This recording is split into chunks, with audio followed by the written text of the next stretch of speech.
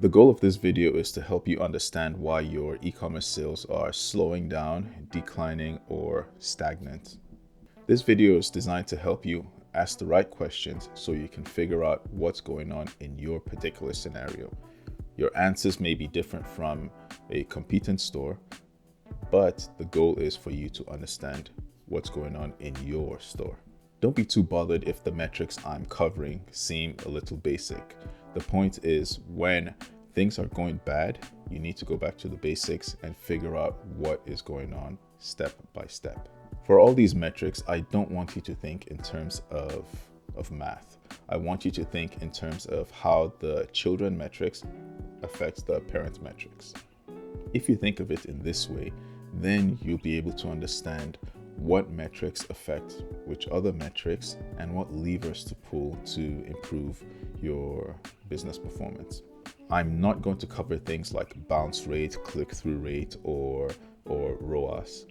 The things I'm focusing on are just the fundamentals that every single business is built upon, and you'll understand how those fundamental metrics affect your marketing and your e-commerce business as a whole. First, what goes into your profits? It's the money that comes in minus what you spend to get that money. That is your revenue. That's the money coming in minus your costs. That's what you spend to make that money. This is very basic. Again, bear with me. What goes into your revenue? You need to figure out how many items you're selling and what's the average price of those items. So let's say you sell 3 items. One item is $10, the other is $20, and the last one is $30. The average here is $20. So you take that $20 times the number of products you sold. That is three products.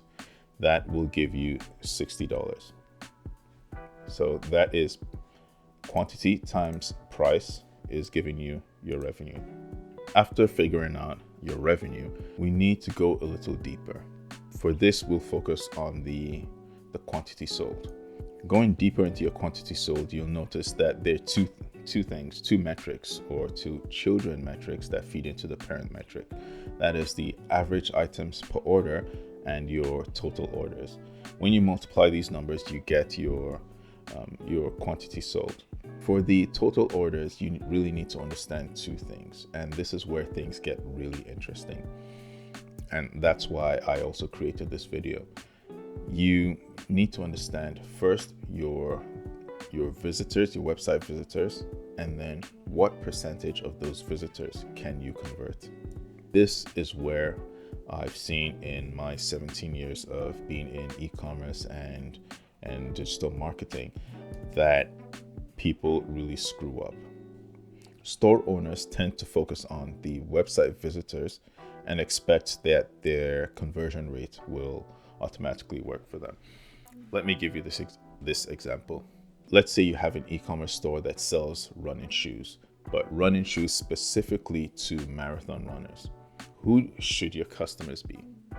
In this example, it's really obvious. It should be marathon runners. But in reality, what people do, they target anyone and everyone with 2 feet. So if you have 2 feet, you're gonna buy our shoes. That's the mindset people have, which is extremely wrong. What you want to do is to figure out who are the people who really care about the product, or in other words, who are my ideal customers. In this case, we already defined it, marathon runners. But we can even drill down a little deeper. Marathon runners with calluses, marathon runners with huge bunions. We can really dig deeper into that. The next question you want to answer, which will actually help with your conversion rate and not so, well, it will help with your website visitors, but it helps more with your conversion rate,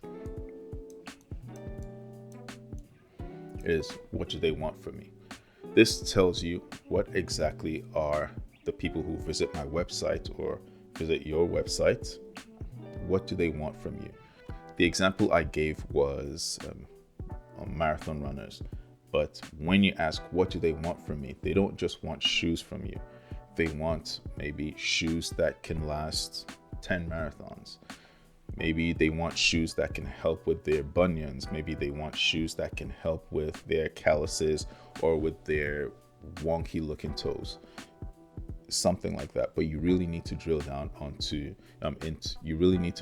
into what that customer group wants from you. That way, when you bring in 100,000 people into your website, you have a higher chance of converting those customers. The next question you want to ask is, where are my customers coming from? In marketing, we call this the channels, whether it's TikTok, Instagram, Google search, Facebook, whatever it is, these are called channels. You want to know where your customers are coming from. The next thing you want to ask is, what content are you creating for these particular channels?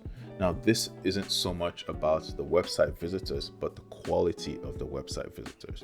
The higher quality the website visitors are, the more likely you are to convert them into customers, because these people care about what you're posting. They care about when you're posting it. They care about how much of it you're posting. This last question is going to help you understand who the right people are. Imagine if you have basketballers come to your website. There is a low likelihood of them buying from you because, at least in this example, they don't care about running shoes. They care about basketball shoes. You may get a few of them buy your running shoes because maybe that's part of their regimen. They jog a bit before practice.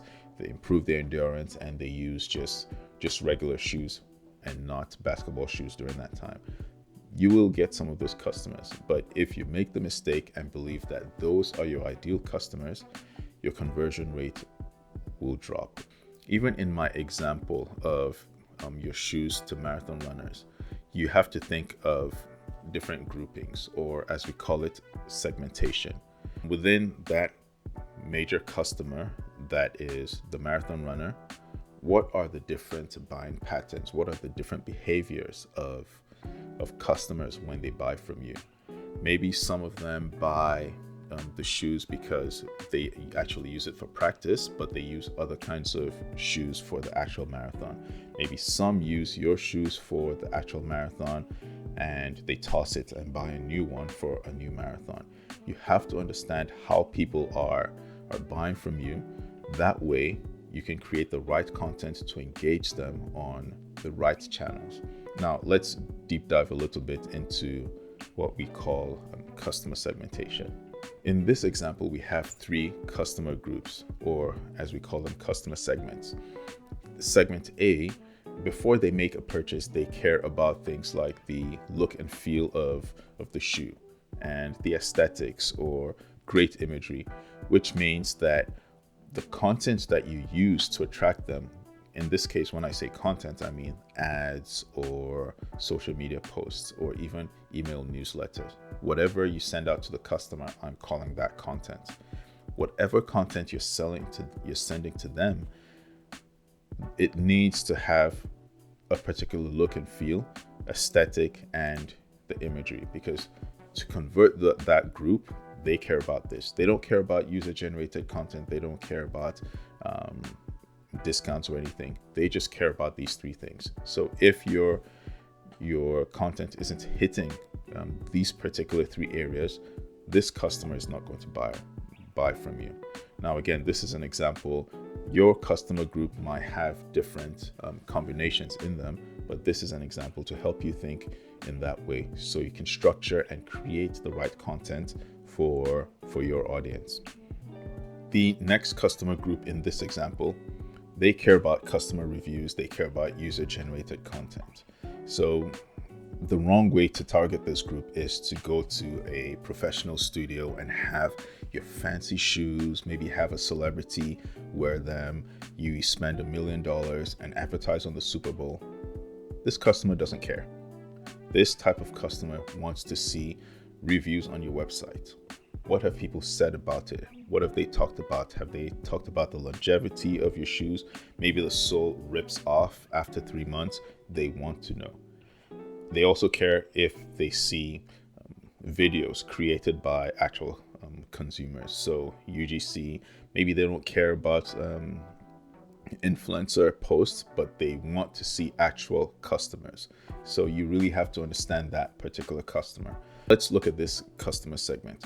This particular customer segment, they might care about educational content. They might care about facts. So things like having a shoe expert talk about how flexible your shoe is without it ripping, how long lasting it is without, the colors or the leather or whatever it is peeling off.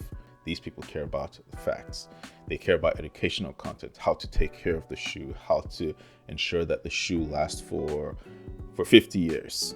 Whether or not it's possible, they just want to know with all this educated content. So it's important that you're able to cover all the different kinds of content. I'm showing you right here. These are other types of things that I've seen in my experience that customers really want to see.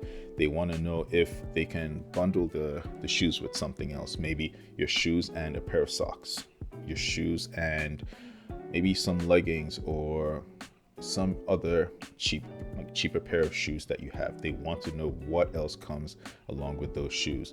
Another thing is do it yourself. Can they take care of it themselves? Can they bedazzle it and so on? Just things like this. As you can see, discounts, having new colors. Now I put flavors here. Obviously it's not for shoes, but whatever it is you're selling, people need to know the different attributes, and that's what entices them. You don't know which particular customer segment that is. So in the beginning, you might want to test out a lot of things, but I've seen that over time, e-commerce business owners generally tend to stick to one or two things, and because it's easy for them. The next thing I want to show you is the calculations and the logic behind everything I've just done. I believe that you need to be data-driven in every single one of your decision making, whether it's your pricing, your inventory, your customers, whatever it is, you need to be data-driven. In this case, we're focusing on profitability, how to increase your profitability. Looking at my Excel sheet, I've focused on the key children metrics that I showed you in the canvas earlier. So that's your website visitors, your conversion rates, total orders, and so on. The reason I'm showing you this is for you to understand that you can pull almost any lever here, whether it's your conversion rate, your website visitor, and it will increase your sales. But there is a certain level of ease related to each one of these. As you can see here, this is one, this is number two, this is number three, and number four. So it's really difficult for you to focus on increasing your website visitors. I will show you all of that right now. So let's say we're going to increase our revenue, our website visitors by 10%. Let's go by 10%. That means we're bringing in an additional 10,000 people into our website. Okay, that's fine. We can see here that the revenue jumped from 97,000 to 107,000. Okay, now let me give you another example. By the way, this is the benchmark here. When we do a 10% increase, it increases to 107,000. So just watch this number. Let's increase our conversion rate by 10%. It also increases our revenue to 107,000. We can do the same with our average item per order, 10%. You can see here, again, revenue increased. No matter what you increase by 10%, you will always have the same revenue. So let's focus on the ease now, on how easy it is to increase one of them. Do you think it's easier for you to get 10,000 people coming to your website, or is it easier for you to increase your prices? So here you have a $50 item. If you increase it by 10%, that's $5 increase to $55. How easy is that for you to do? Remember in the beginning, I said that I was going to ask you questions so you could get the right answers to your particular scenario. Now, Ask yourself, can you increase your product's price by $5? You probably can.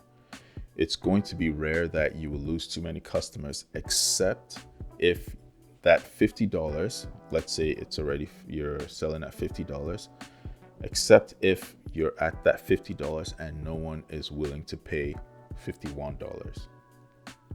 If no one's willing to pay $51, you're going to lose all customers. But in reality, that is very rare.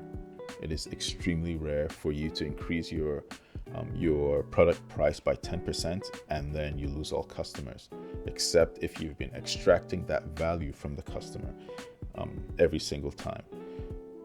If you're watching this video, you're probably not the type of person who has done that already. So you're probably in a safe space where you can increase your product price by 10%. Let's look at your website visitors. So you have 100,000 visitors. If you increase that by 10%, how much time, effort, and money will it cost you to bring in 10,000 people? You go out there and find 10,000 people to come to your website, whether it's through social media, whether it's through ads and so on. How much time is that going to cost you? How much money is it going to cost you?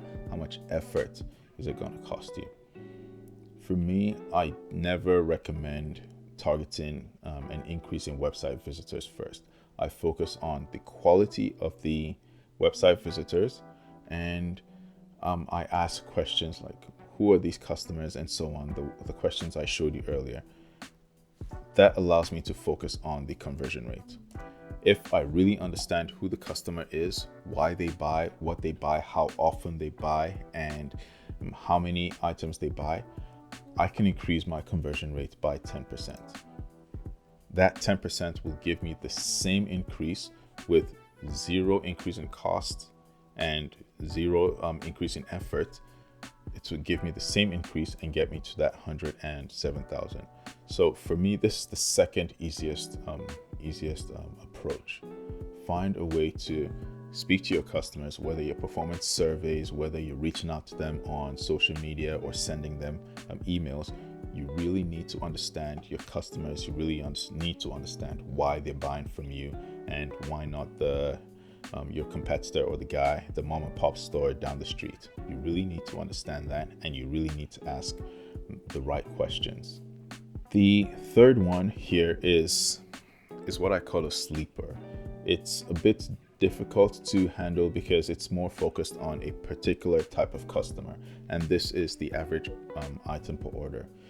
It's also based on your store type. If you're selling just one type of product that people only need once a month, you're really unlikely going to get people buying 2 or 3 items. But if you have more than one product, then having people buy maybe 2 products, 3 products, maybe getting people to buy 1 product, 2 products, or even getting people to buy more than 1 product, maybe 3 products, 4 products is much easier. The reason I say it's a sleeper is because it's one of the only ones that you need to really focus on the percentages here. Apart from conversion rate, you really need to focus on the percentages. The reason I call it a sleeper is that a lot of times people just try to focus on getting every single person to buy 2 items from your store. That is wrong. Some customers will buy 2, some will buy 1, some will buy 7.